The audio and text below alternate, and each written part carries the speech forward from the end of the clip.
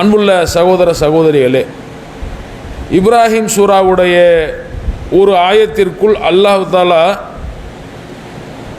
நமக்கு ஒரு சில செய்திகளை தெளிவாக சொல்லி காட்டுகிறான்.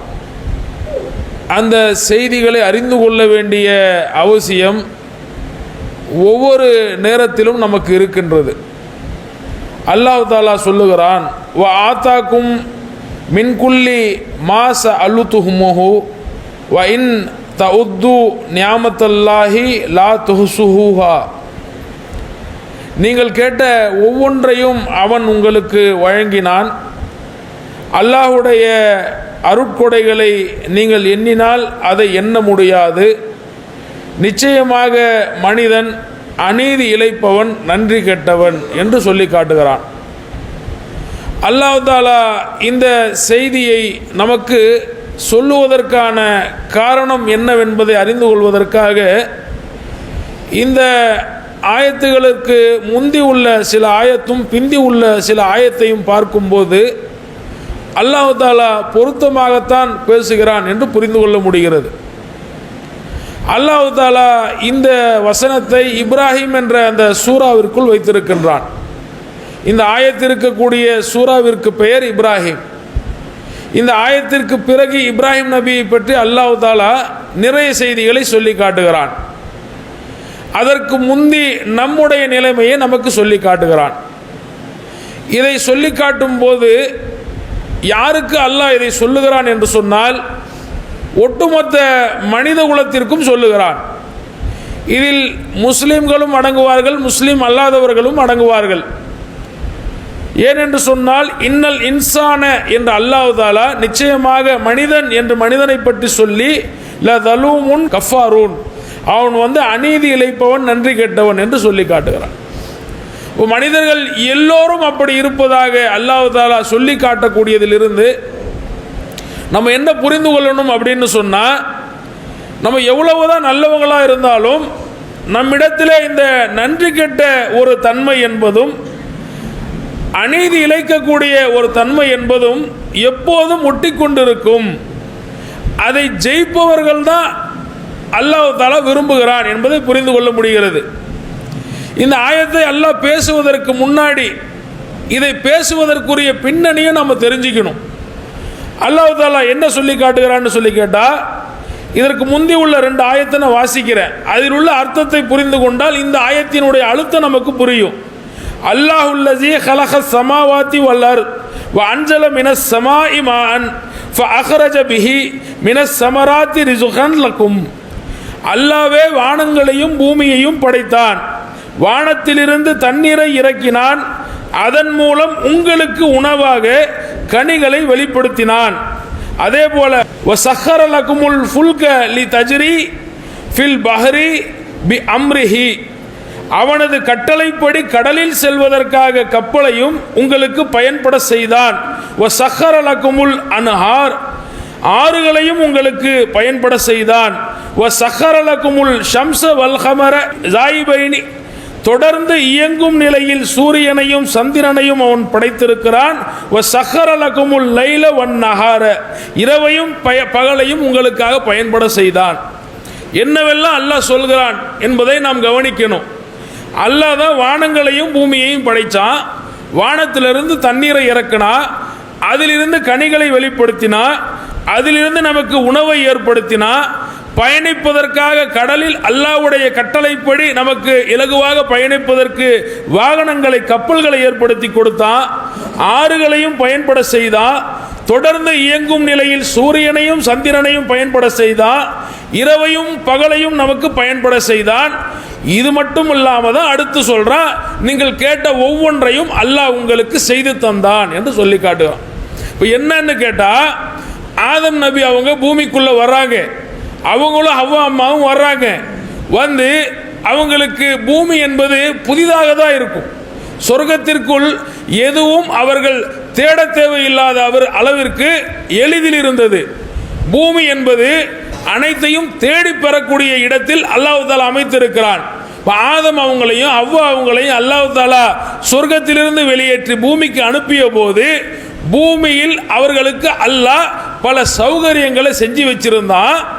ஆனால் அந்த சௌகரியங்கள் அந்த அளவுக்கோடு நிற்காமல் அவர்களுக்கு பின் வந்த மனிதர்கள் அல்லாஹ்விடம் தங்களுடைய தேவையாக பலவற்றை முறையிட்டு கேட்டு அவர்களுடைய வசதிகளை வளர்த்து கொள்வதற்காக அல்லாஹ்விடத்தில் கேட்டார்கள். அது அத்தனையும் அல்லாஹ் கொடுத்ததா சொல்லி காட்டுகிறான். இப்போ இதை புரிந்து கொள்ளணும் அப்படின்னு சொன்னால் நம்மளுடைய பெற்றோர் காலத்திற்கும் நம்மளுடைய மூதாதையர் காலத்திற்கும் நம்ம காலத்திற்கும் உள்ள வேறுபாடை நீங்கள் கொஞ்சம் கவனித்து பாருங்க. நம்முடைய பெற்றோருக்கு முந்தி இருந்தவர்கள் வீடுகளாக அமைத்து கொண்டது எத்தகையதாக இருந்தது? மண்ணில் அவர்கள் வீடு கட்டி கொண்டார்கள், ஓலைகளில் வீடு கட்டி கொண்டார்கள், கூரைகள் அமைத்து வாழ்ந்து வந்தார்கள். ஆனால் இன்றைக்கு அதுபோல இல்லை. பல்வேறு விதங்களில் இன்று வீடு என்பது மாறி இருக்கிறது. இப்போ இந்த மாற்றம் அடைந்தது இருக்கா இல்லையா? இதை நாம் ஏற்படுத்தி கொண்டோமா இல்லையா? இதை ஏற்படுத்தி கொண்ட எதுவுமே நாம சொந்த முயற்சியில் ஏற்படுத்தி கொண்டோமா இல்லை அல்லாஹ் வழங்கியதிலிருந்து ஏற்படுத்தி கொண்டோமா என்ற கேள்வியை முன்வைக்கும் போது அல்லாஹ்வை மறுப்பவனும் சரி அல்லாஹ்வை நம்புபவனும் சரி ஒரு புள்ளியில் வந்து நிற்க முடியும். என்னன்னு சொன்னா இவ்வளவு மாற்றங்கள் எப்படி ஏற்பட்டது, மனிதன் எவ்வாறு இவ்வளவு புரட்சிகர மாற்றங்களை உண்டாக்கினான் என்பதை சிந்திக்கவும் முடியல, யோசிக்க கூட முடியல என்பதை நாம் ஒத்துக்கொள்கிறோமா இல்லையா?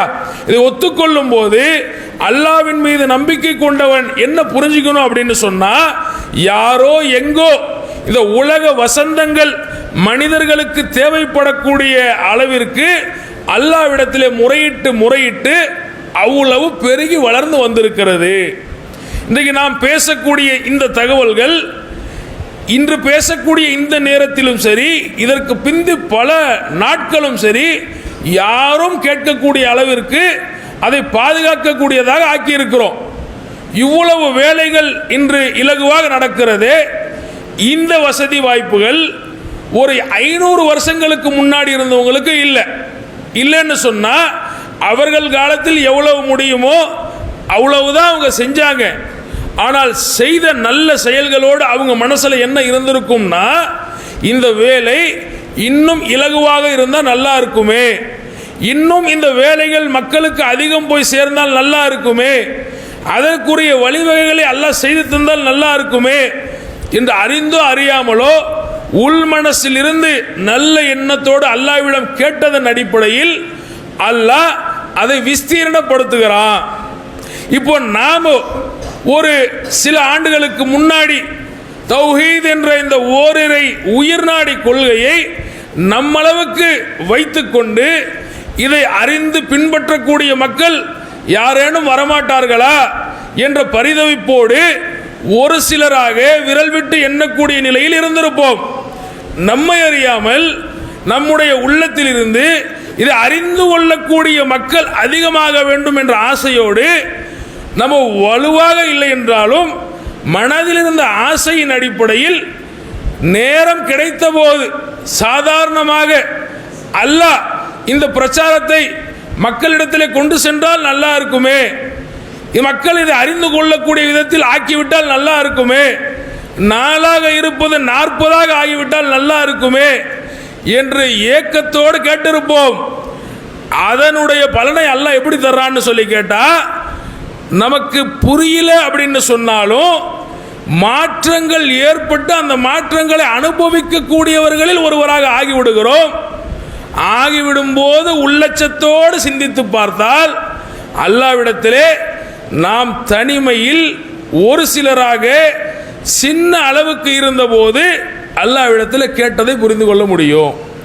அப்போ அல்லாஹ் என்ன சொல்றான்னு கேட்டா, நான் ஆதம் அவங்களையும் ஹவ்வா அவங்களையும் பூமிக்கு அனுப்பும் போது வானத்தையும் பூமியும் படைச்சேன். இந்த வானத்திலிருந்து தண்ணி வர்ற மாதிரி ஏற்பாடு செஞ்சேன். அந்த தண்ணியின் மூலமாக கனிகள் உண்டாகுவதை போல ஏற்பாடு செஞ்சேன். அதில் உங்களுக்கு உணவளித்தேன். அப்போ உணவு சாப்பிட்டு கொண்டு ஒரே இடத்தில் இருக்க சிரமப்பட்டவர்களாக இருந்தீங்க. பயணிப்பதற்கு என்ன செய்யணும்னு சொன்னா, அது காலப்போக்கில் மனிதர்கள் பயணம் செய்யக்கூடிய சூழல் வரும்போது அல்லாஹ் என்ன பண்றது, இங்கிருந்து அங்கே போக வேண்டியதா இருக்குது அப்படின்னு சொன்னா அல்லாஹ் அந்த மனிதனுக்கு பயணிப்பதற்குரிய ஏற்பாடை செய்யக்கூடிய அறிவை வழங்குகிறான். அவர்கள் அந்த கப்பலை உருவாக்கி கொண்டு பயணிக்கிறார்கள். அந்த கப்பலில் போகும்போது அந்த கப்பல் ஆறுகளிலும் கடல்களிலும் போகும். அப்படி போகக்கூடிய நேரத்தில் அதையும் நமக்கு பயன்பட செய்கிறான். அதே போல தொடர்ந்து இயங்கக்கூடிய நிலையில் சூரியனும் சந்திரனும் அல்லாஹ் தஆலாவால் படைக்கப்பட்டிருக்கிறது. அது தன்னளவில் கொதித்து நெருப்பு விட்டு மனிதர்களுக்கு பல்வேறு பயன்களை தரக்கூடிய விதத்தில் ஆகியிருக்கிறது. சந்திரன் தொடர்ந்து இரவு முழுவதும் விளக்காக எரிஞ்சு நமக்கு வேறு விதங்களில் பயனளிக்கிறது. இதெல்லாம் அனுபவித்துக் கொண்டு அடுத்து நல்ல ஆடை வேணும் அல்லாஹ், நல்ல இருப்பிடம் வேணும் அல்லாஹ், நம்மளுடைய மக்கள் பெருக பெருக நமக்கு இன்னும் வசதி வாய்ப்புகள் வேணும் அல்லாஹ். அல்லாஹ் அதை தான் சொல்றான், நீங்கள் என்ன கேட்டீர்களோ அது அத்தனையும் ஒவ்வொன்றையும் கொடுத்தேன் அப்படின்னு சொல்றோம். ஒவ்வொன்றையும் அல்லாஹ் கொடுத்ததா சொல்லி காட்டு. இப்போ ஒரு ஊர், அந்த ஊருக்குள் இருக்கக்கூடிய கட்டமைப்பு இதுவெல்லாம் அல்லாஹ் படைத்த போது இருந்ததா? பாலக்கோடு என்ற இந்த ஊரினுடைய கட்டமைப்பு அல்லாஹ் படைத்த போது இருந்ததா? இல்ல. மனிதர்களில் சிலர் பாலக்கோடு என்ற இந்த ஊருக்குள் குடிபெயரும் போது இங்கே தேவையாக உள்ளவற்றை அவர்கள் தெரிந்தோ தெரியாமலோ அல்லாஹ்விடத்தில் கேட்டிருக்கிறாங்க.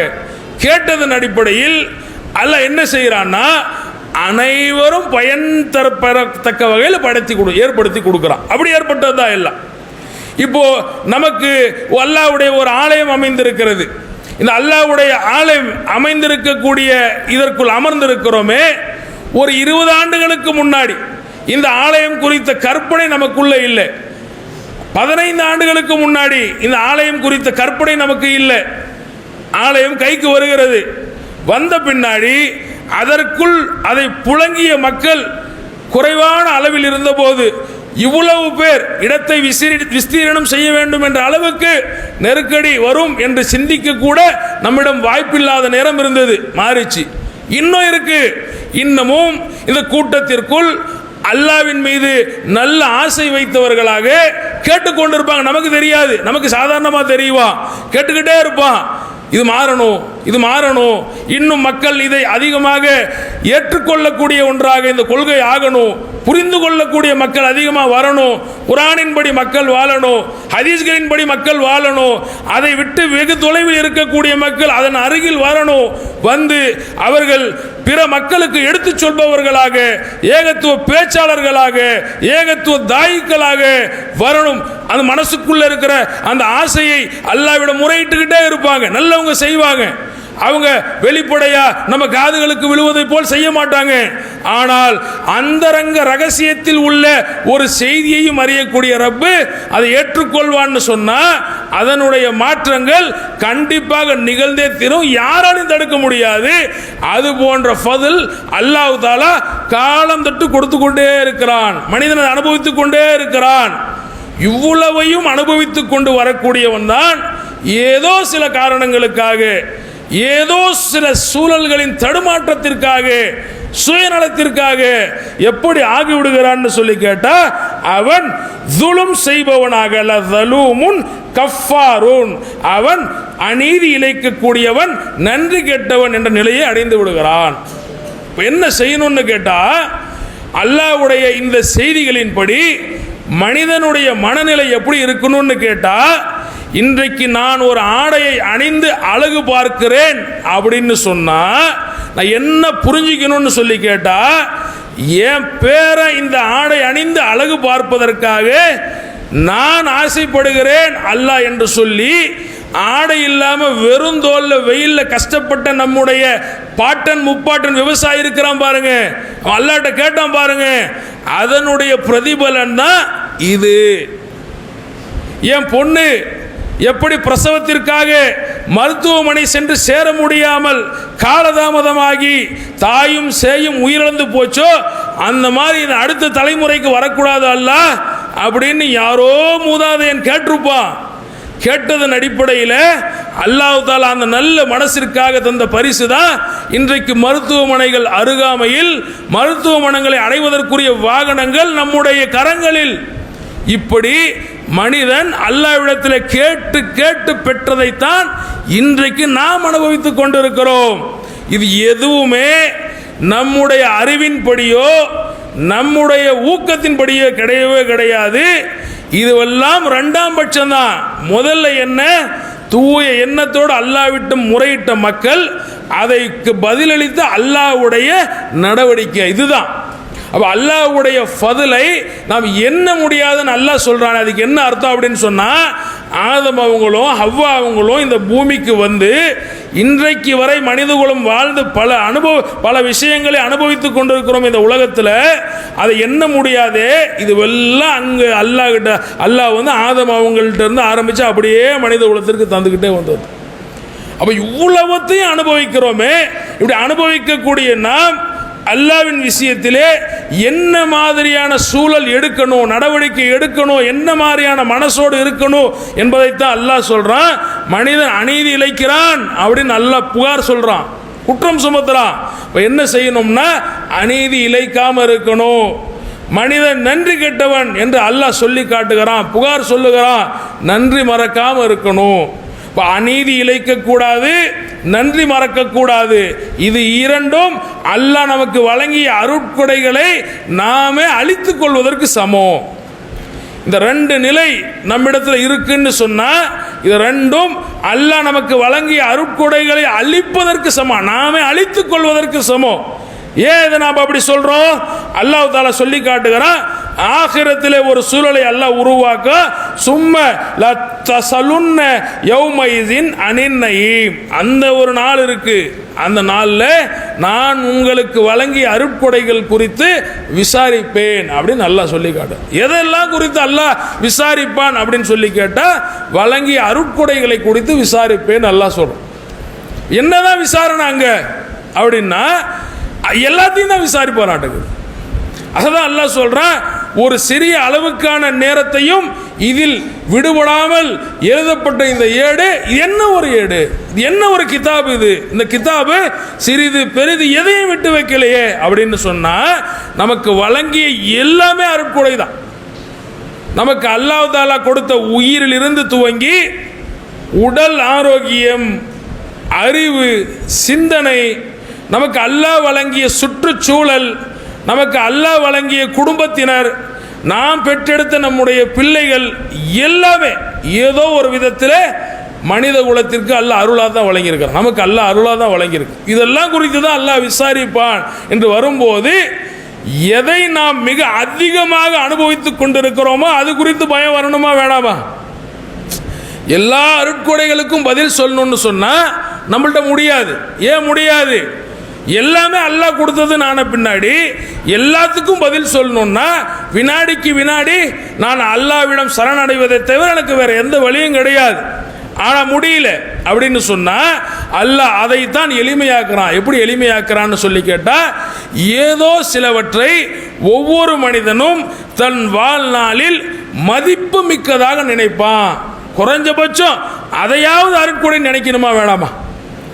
ஒரு கண், இந்த கண்ணின் மூலமாக நமக்கு கிடைக்கக்கூடிய பார்வை, இந்த பார்வையின் மூலமாக நாம் அனுபவிக்கக்கூடிய பலன்கள், இதில் ஒரு சிறிய குறை தான் அல்லாஹ் ஏற்படுத்தலாம். சின்ன குறை. என்ன குறை? கண்ணில் ஒரு வலி ஏற்பட்டு விடுகிறது.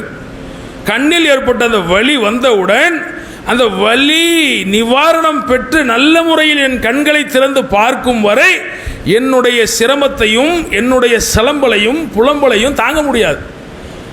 அவ்வளவு எரிச்சலாக இருக்கும், அவ்வளவு வேதனையாக இருக்கும். அவ என்ன புரிஞ்சுக்கணும்னு கேட்டால், இந்த கண் என்ற அருட்கொடை குறித்த சிந்தனை நமக்கு இருந்துக்கிட்டே இருக்கும். எல்லாத்தையும் பற்றி நம்ம நினைக்கல அப்படின்னு சொன்னாலும் ஏதோ சிலவற்றை நாம் பொக்கிஷமாக நினைச்சு வச்சிருப்போம்.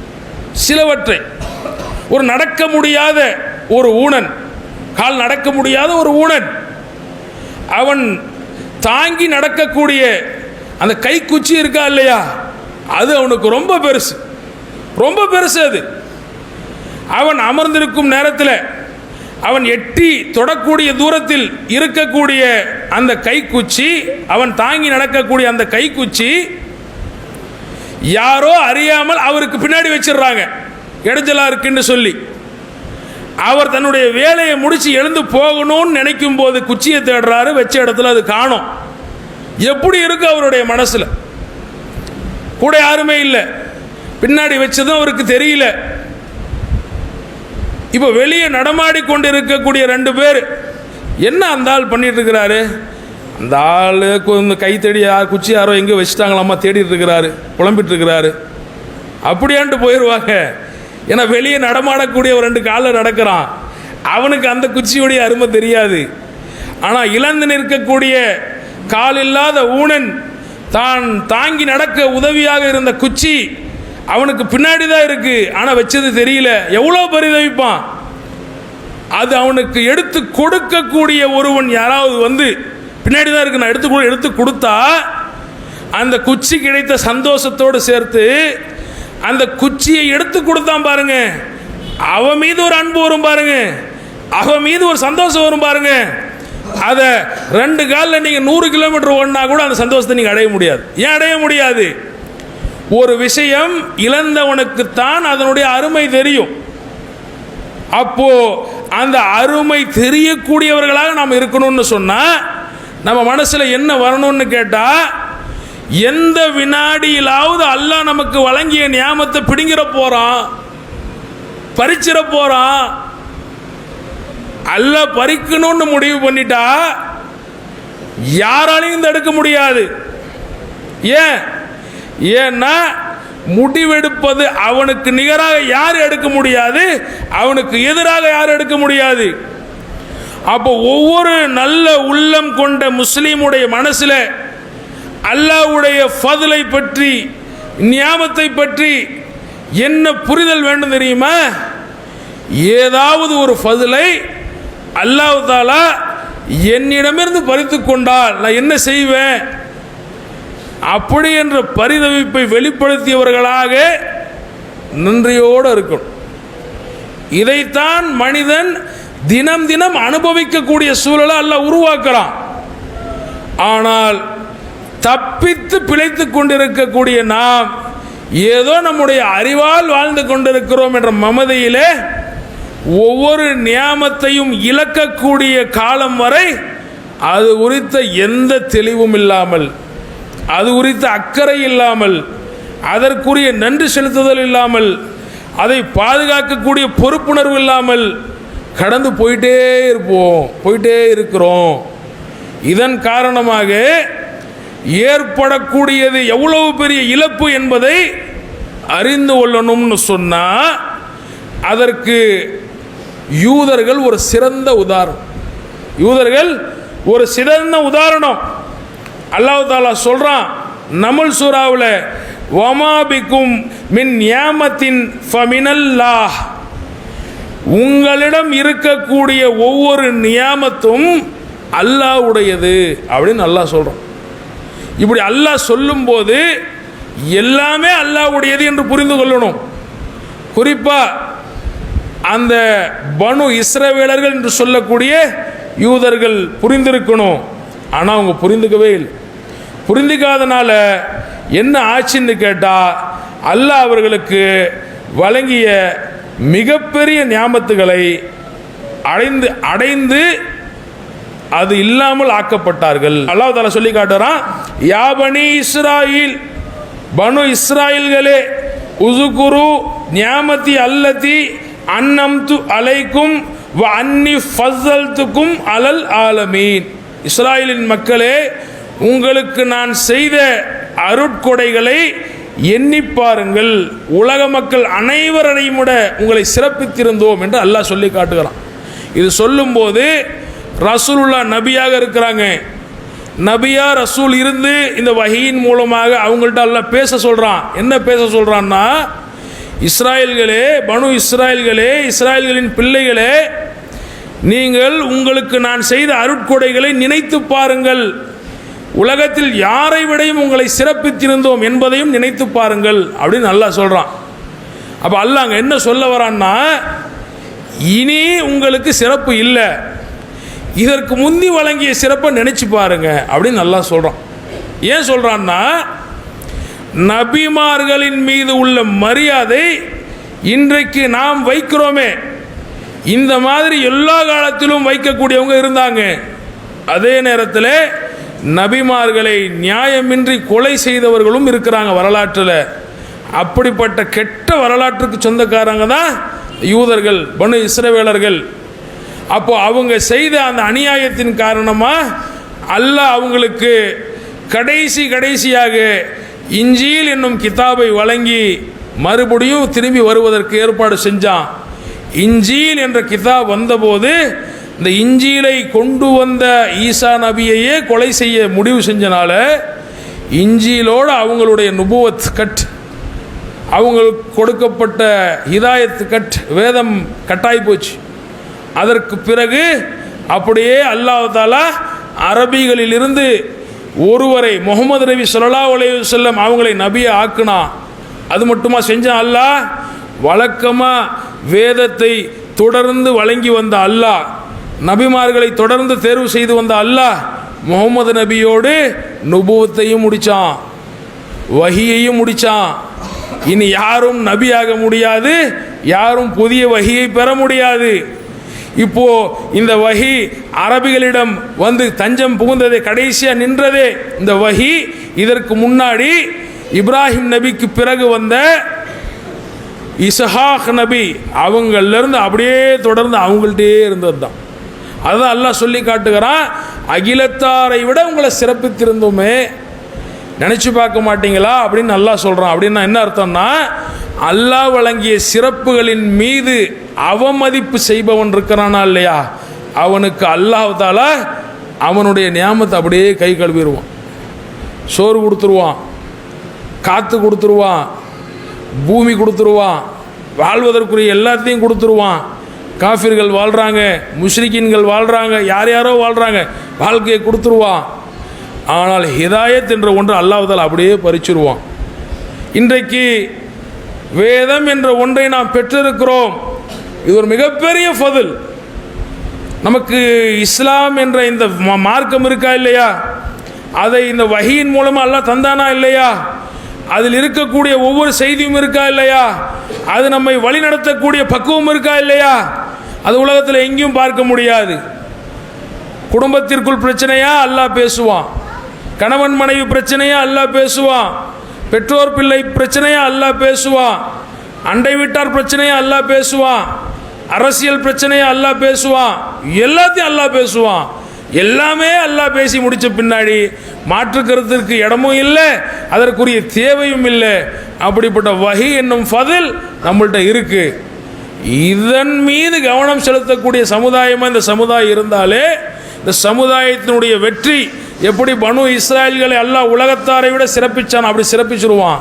ஆனால் வஹியின் மீது அக்கறை இல்லாத சமுதாயமாக போனனாலே அந்த ஃபதிலினுடைய நியாமத், அந்த நியாமத்தினுடைய அந்த ஒரு அற்புதம், அதனுடைய அருமை தெரியாதனால இந்த சமுதாயம் வீழ்ந்துக்கிட்டே வருகிறது.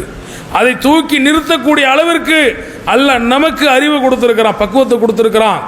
இதை நாம் சரிவர பயன்படுத்தினோம்னு சொன்னால் கண்டிப்பாக அல்லாஹ் தந்த நியாமத்தை, அல்லாஹ்வுடைய ஃபதிலை பாதுகாத்தவர்களாக, அல்லாஹ்விடம் மேலும் ஃபதில்களை பெறக்கூடியவர்களாக நாம் ஆகுவோம். அல்லாஹ் தஆலா அதற்கு நமக்கு அருள் புரிவானாக. அஸ்ஸலாமு அலைக்கும் வரஹ்மத்துல்லாஹ்.